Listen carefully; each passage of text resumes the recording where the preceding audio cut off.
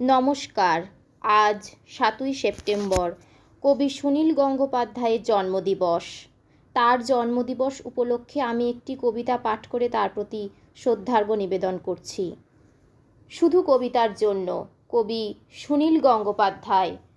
শুধু কবিতার জন্য এই জন্ম, শুধু কবিতার জন্য কিছু খেলা, শুধু কবিতার জন্য একা হিম সন্ধেবেলা ভুবন পেরিয়ে আসা, শুধু কবিতার জন্য অপলক মুখশ্রীর শান্তি এক ঝলক, শুধু কবিতার জন্য তুমি নারী, শুধু কবিতার জন্য এত রক্তপাত মেঘে গাঙ্গ্রেয় উপপাত, শুধু কবিতার জন্য আরও দীর্ঘদিন বেঁচে থাকতে লোভ হয়, মানুষের মতো ক্ষোভময় বেঁচে থাকা।